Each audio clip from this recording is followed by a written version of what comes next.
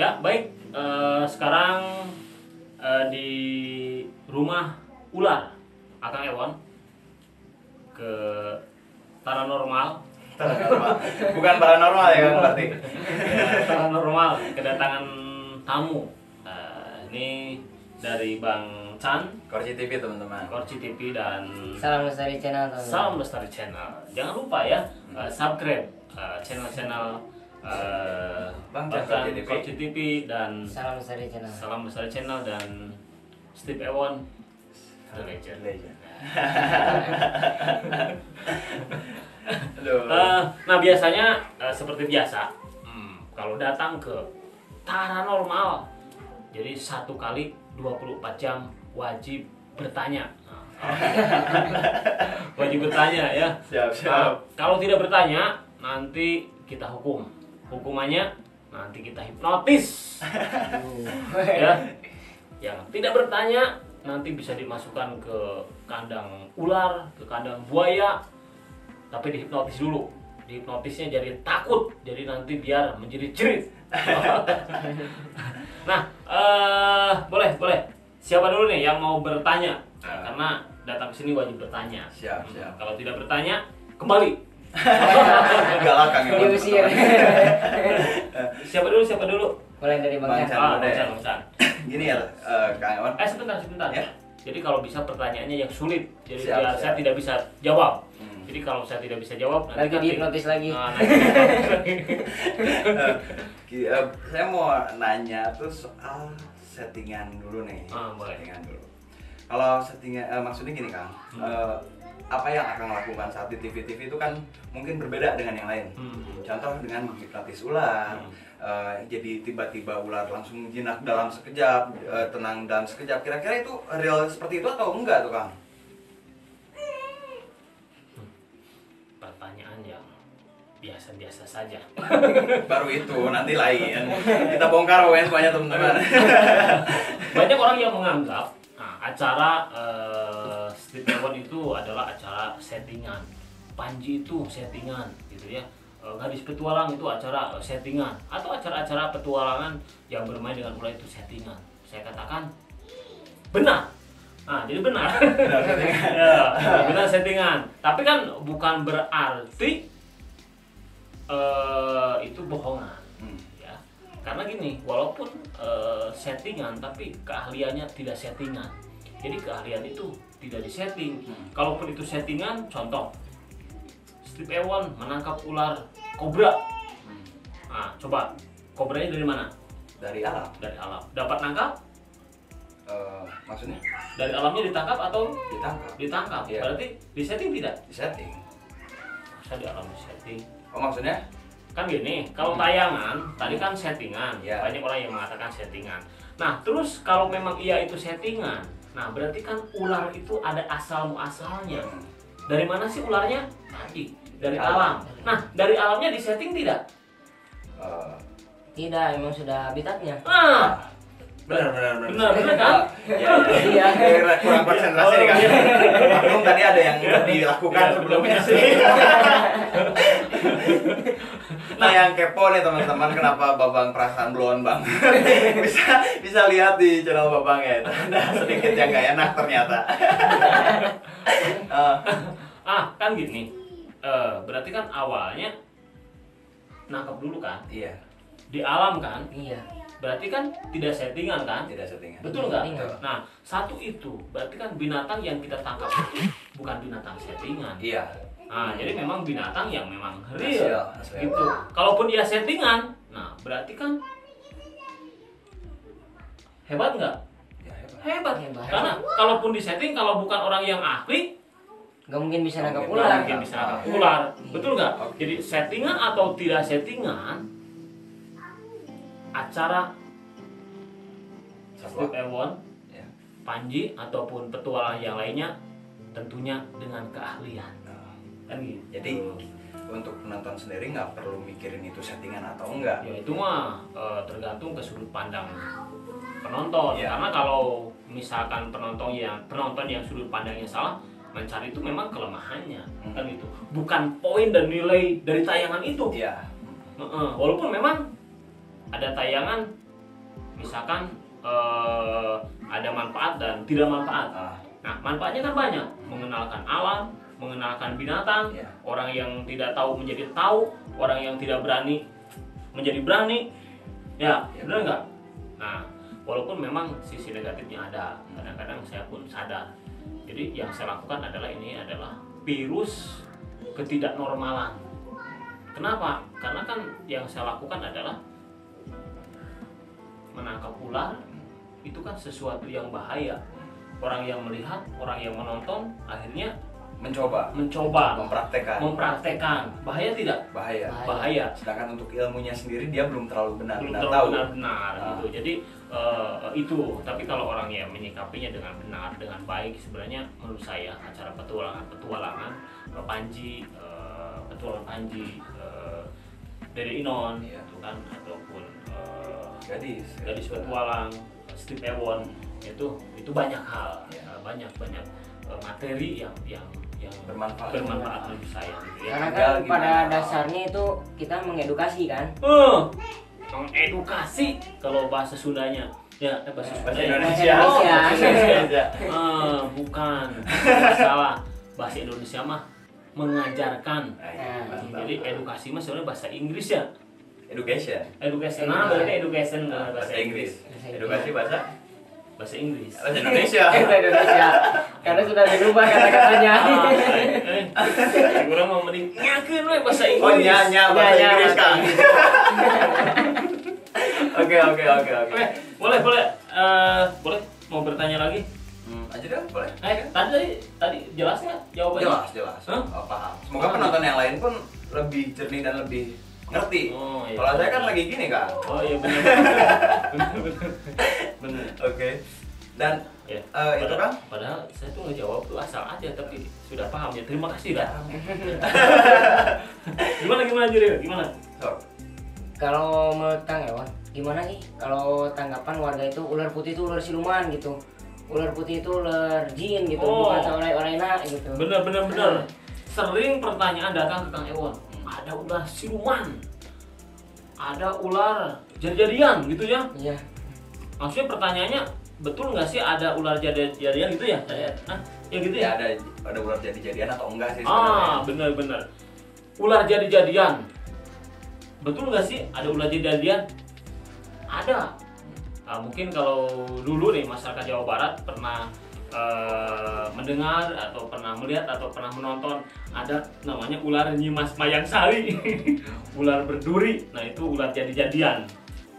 Jadi-jadikan ya sama pemiliknya ya. Dulu sama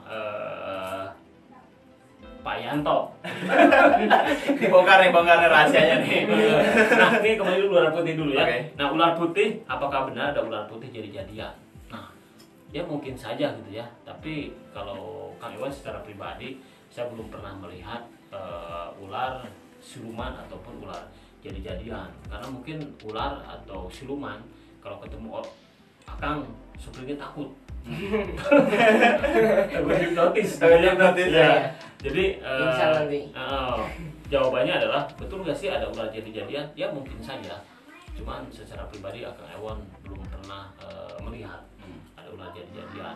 Ular gaib ada nggak sih? Ada. Tapi Akang Ewan belum pernah melihat. Kenapa? Kan gaib. Ya. Judulnya juga ya, udah lihat. Mungkin pernah melihat ular jadi-jadian? Untuk ular jadi-jadian mungkin belum pernah ya. Tapi untuk saya sendiri kan kita di sini istilahnya bisa untuk menerima permintaan orang untuk mengevakuasi ular. Mengevakuasi ular yang masuk ke rumah, yang berada di halaman-halaman rumah yang sedikitnya ular itu malah jadi berbahaya. Dan ada di dalam pemukiman warga ya gitu. Dan sepengalaman saya setelah itu ada sekitar beberapa kejadian saat saya menangkap ular itu lalu kita bawa ke rumah, itu sang pemilik rumah atau yang tadinya dia nelpon saya tiba-tiba kesurupan, Kang. Itu menarik tuh. Sering jadi, bukan sering sih, cuman udah beberapa kali. Waktu itu saya pernah nge-rescue jenis ular wuling, Bungarus candidus. Tapi ada yang aneh, Kang, di ularnya itu, Kang. Jadi kan pada normalnya mungkin ular jenis Bungarus candidus itu warnanya hitam putih. Nah, setelah saya lihat lebih teliti, di tengah-tengah badannya tuh di antara warna hitam sama putih ada warna birunya, Kang. Mungkin ya kalau untuk kelainan gen, kita bahasnya kelainan gen bisa saja, nggak ada yang nggak mungkin di alam. Betul. Tapi setelah saya rescue ular itu dan saya bawa ke rumah, sang pemilik rumah tuh kesurupan. Terus? Dan di saat dia kesurupan, dia bilangnya minta kopi enggak sih. Bukan. Enggak juga. Uang. Enggak. Itu tuan krep. Oh.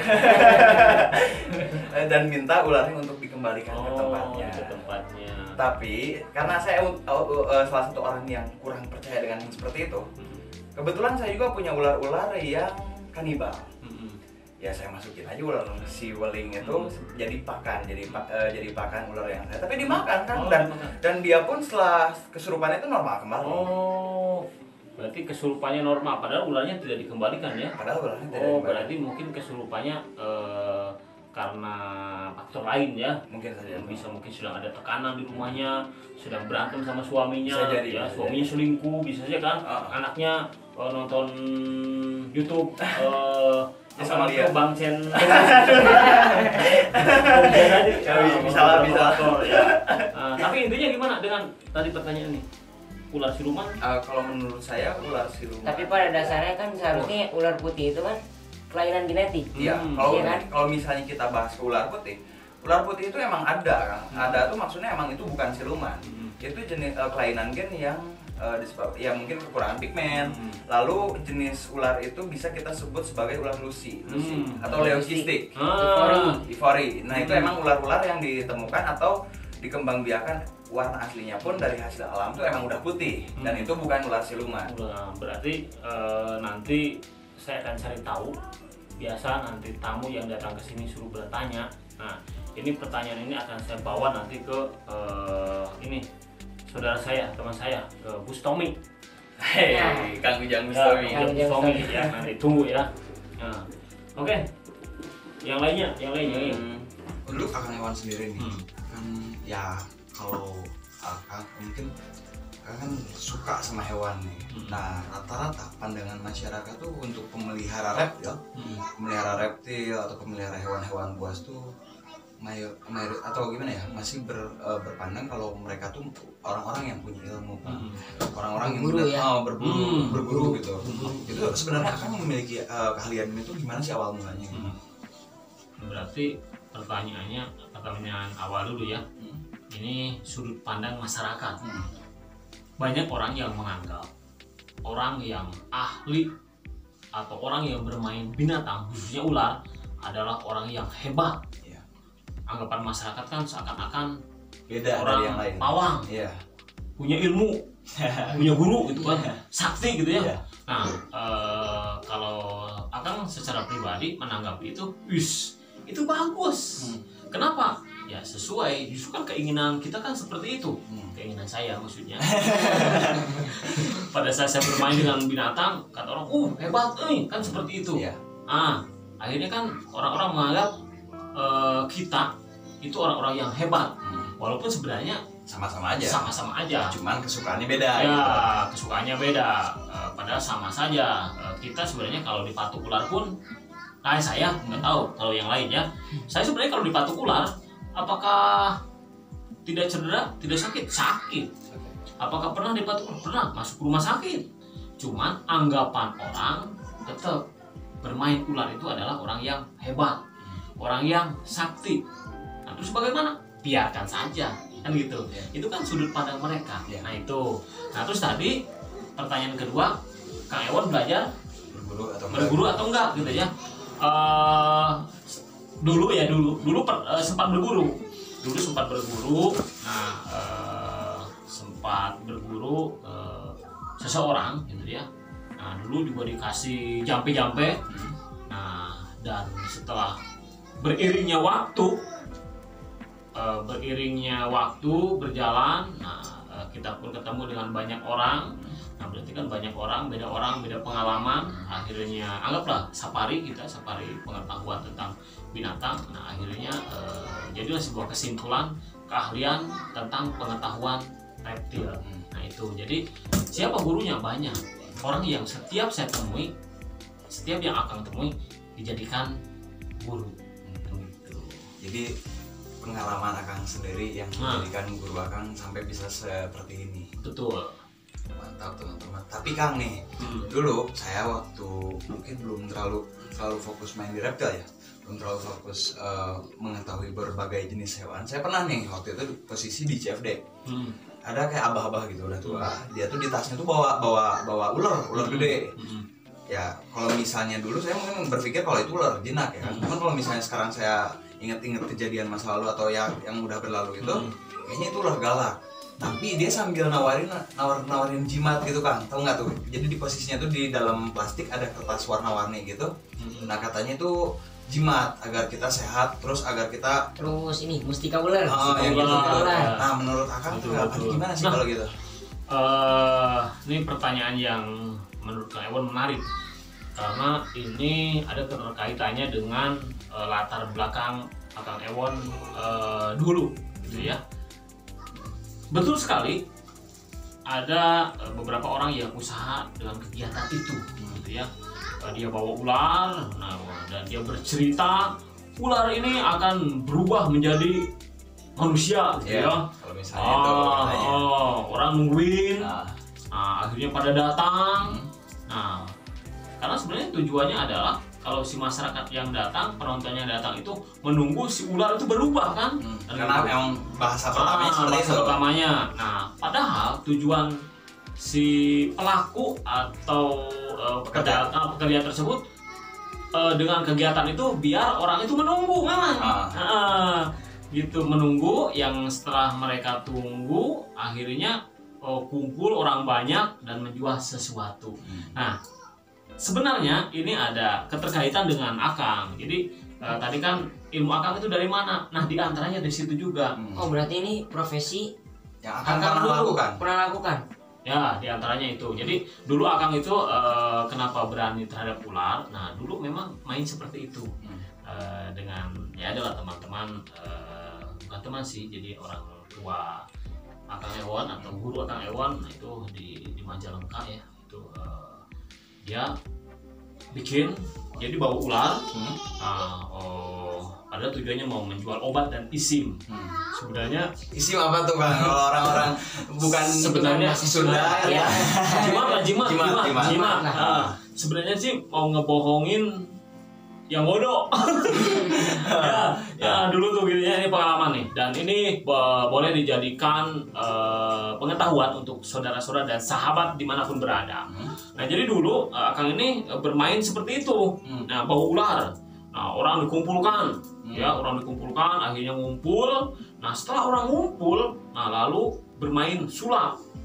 Anggap saja sulap.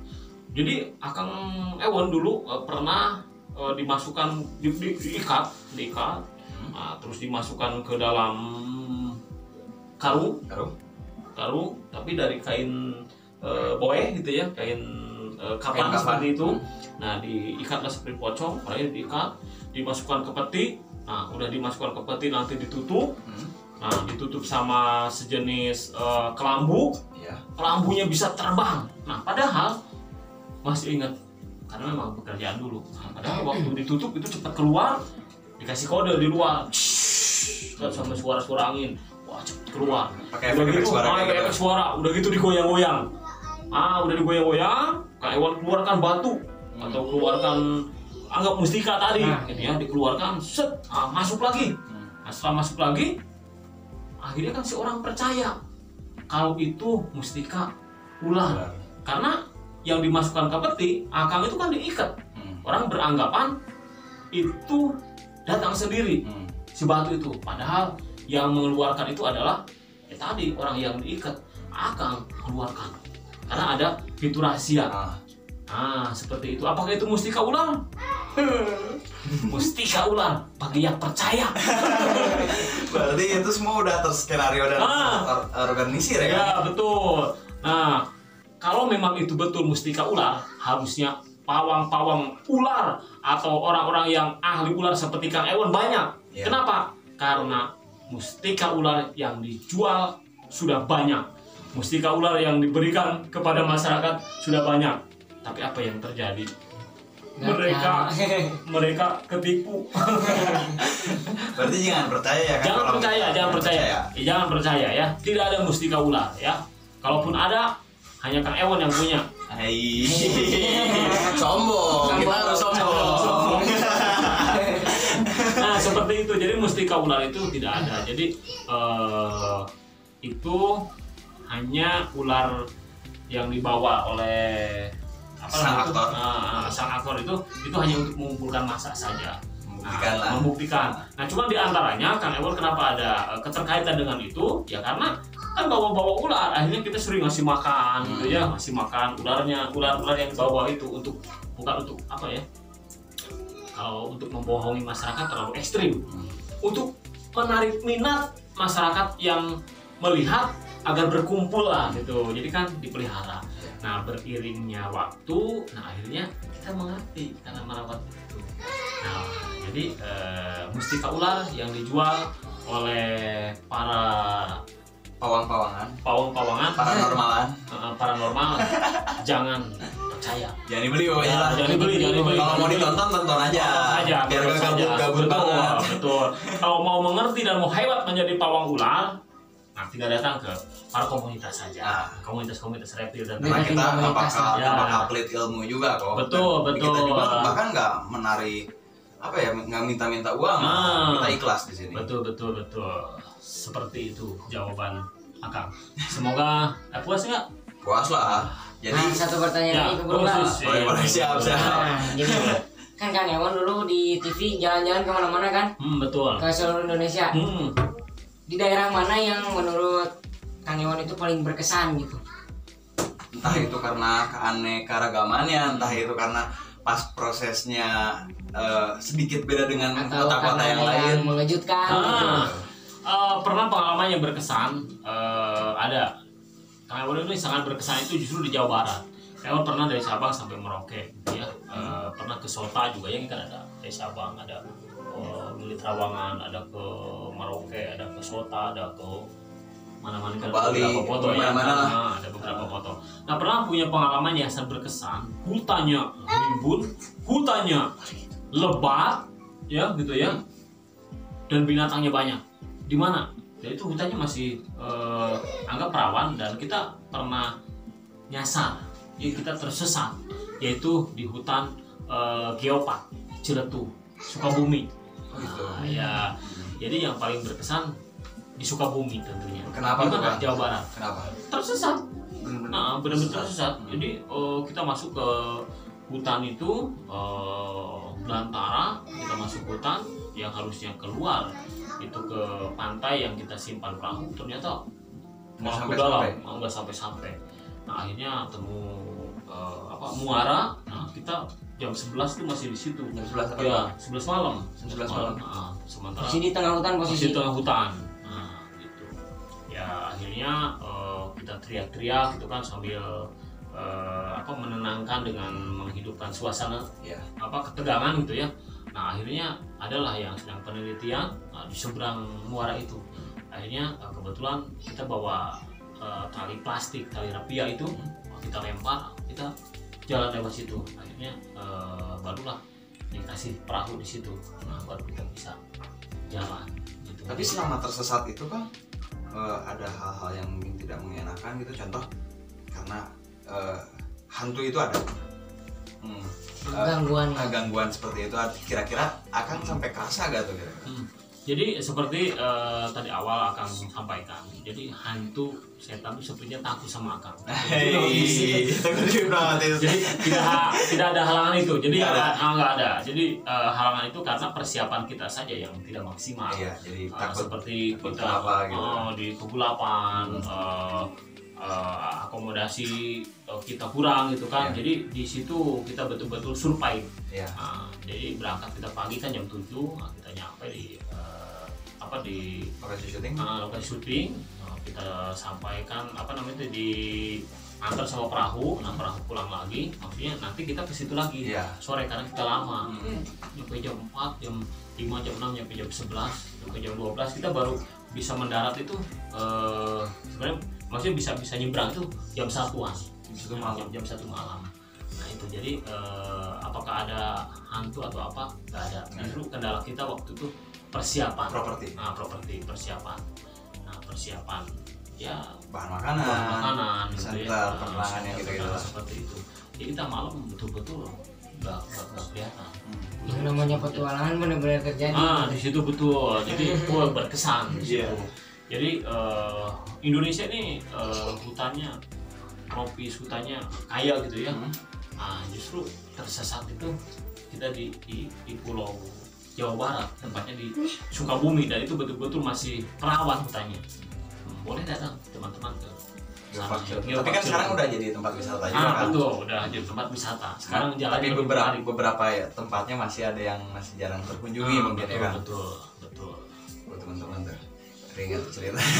Makanya jangan anggap konten kita settingan tuh bener-bener settingan nggak jauh. Kita tuh udah berkorban demi menghibur kalian ya kan. Betul. Jadi jadi settingan itu maksudnya gini, apakah settingan? Saya katakan ya settingan.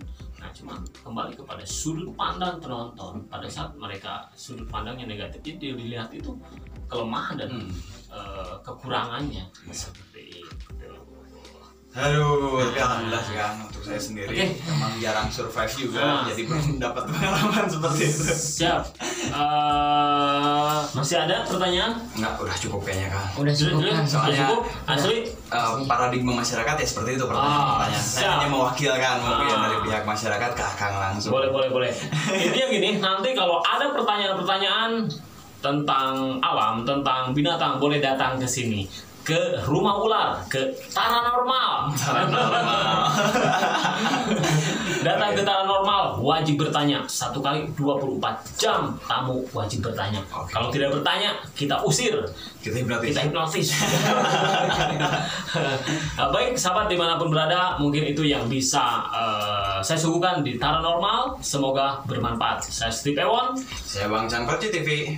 Saya Azril dari Salam Lestari Channel. Kita sahabat Salam Lestari.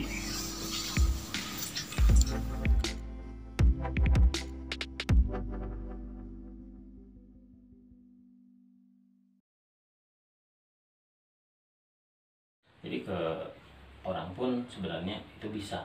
Nah, sebentar ya. Contohnya seperti ini. Bang San, dengarkan sugesti saya. Kamu pejamkan mata sebentar. Boleh. Tundukkan kepala dan tertidur.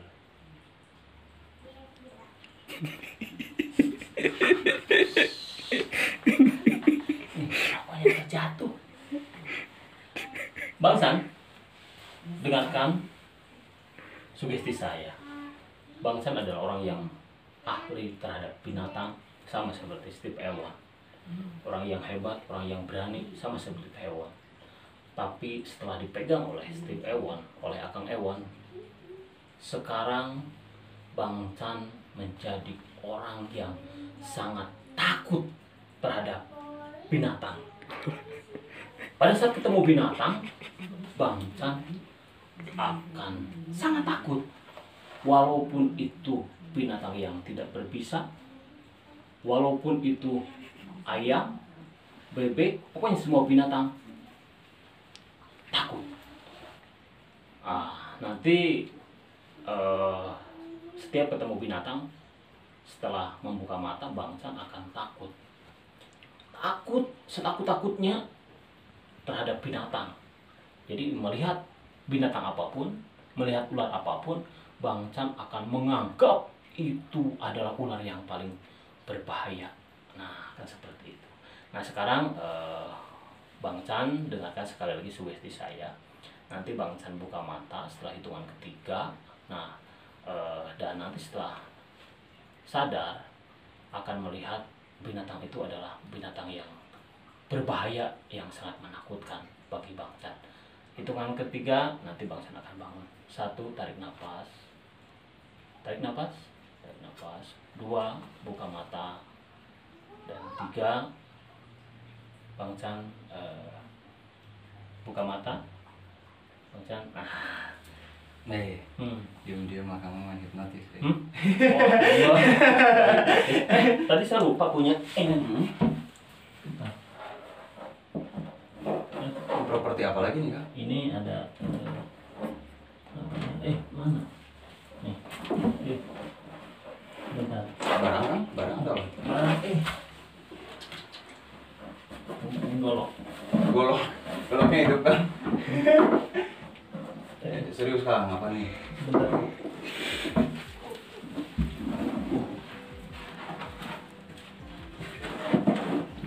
Mana Wah. Sebentar.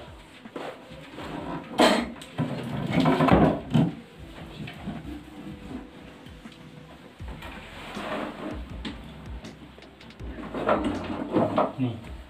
Astagfirullahaladzim. Ular. Bahaya kan ular Kang. Kami lupa.